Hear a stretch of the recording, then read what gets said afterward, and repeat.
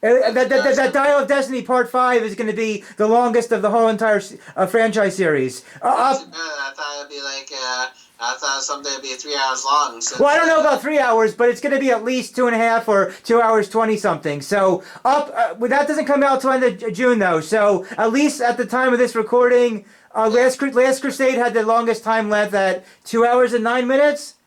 Right. But now Dial of Destiny is going to be the longest of the whole thing. Indiana says his father hates rats. Is a shout back to Russia from love, and the scene where James Bond and allies are fleeing the Russian embassy, and the mischief rats cuts off their escape routes. There were from Russia with Love. There was a scene with rats. Yeah, about that. I only see the Russian love once. So listen, let me tell you. I think it's really well done, and if you've only seen From Russia with Love once, definitely give it another check out. I think you'll see a lot more that you didn't catch the first time. So I would say when you have time, when you have some free time, definitely watch From Russia with Love a second time because there's a lot you'll miss.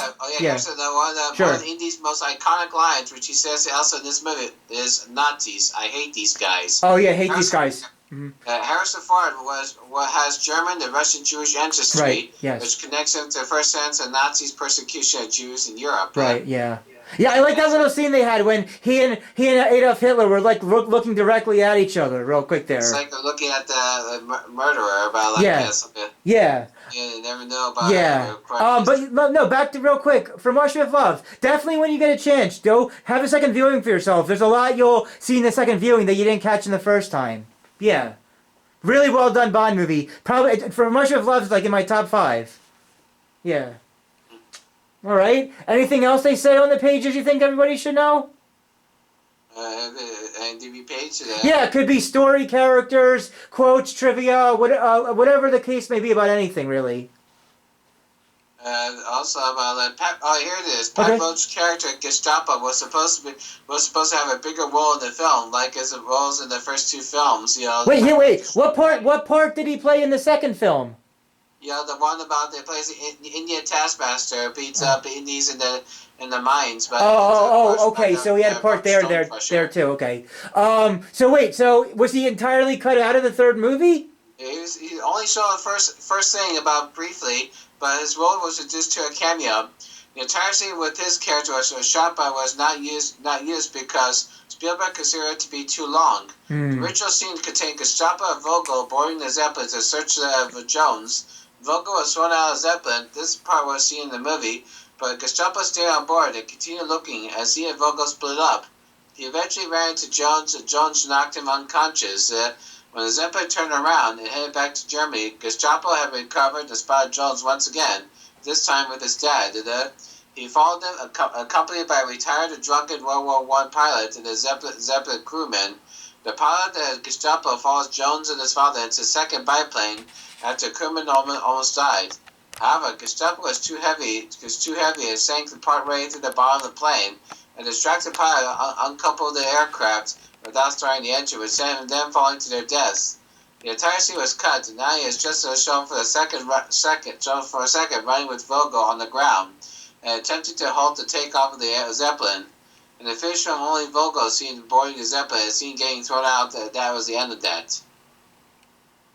Okay, so it had some cuts with that whole stuff there. All right, now that we're at the a little over the 38-minute point now, I'm going to ask you what your personal what your final thoughts, opinions, conclusion thoughts on Last Crusade to everybody. What are your final thoughts on Last Crusade? Hope you don't think about the father-son moment about the. Do or don't think about that. Don't think about the going for seeking a treasure. Think about that movie. It's always about always care for your father. About to know be on your side. Care for your father to be on your side without anything connected to treasures. Besides treasures. Besides treasures, yeah, I get that. That's a good way to say all that. Yeah, because I know. Because both of our fathers are going through a lot right now, and without the treasure aspect of it. Got it. That's a good way of saying it. And this is the third movie, which was the longest at the time. How would you, having only seen it 3 or 4 times, How would you grade or rate Last Crusade? Here's a line. Oh, sure. The Nazi Butler line is, if you're a Scottish lord, then I am a Mickey Mouse, was dubbed in post-production. The original line was, then I am Jesse Owens, referring to a famed African-American athlete who defeated the Nazis in the 1936 Olympics, which serves as a snub to the Nazi so-called master race. So what was going on with the line again? If you're a Scottish lord, then I'm a Mickey Mouse. And that was supposed to be a reference to the Jesse Owens thing? No, it was dubbed. He was actually been dubbed. Wait, why was it? What was dubbed and why was it dubbed? Richard line is that if you're a Scottish lord, then I am Jesse Owens, referring to famed African American. But then they need to dub the line, rechange the line that he is a Mickey Mouse. Oh, so changing of some lines there. All right. Yeah, he was a big part of the Olympics of the 1 year during that time. Yes. Yeah, the Olympics of 1936. Yes. Yes. Yes. That's true. How would you grade or rate Last Crusade for yourself? Last Crusade grade. Like 7.9. That's nice. 7.9. And what did the top of the IMDb page give it? Hold on a sec.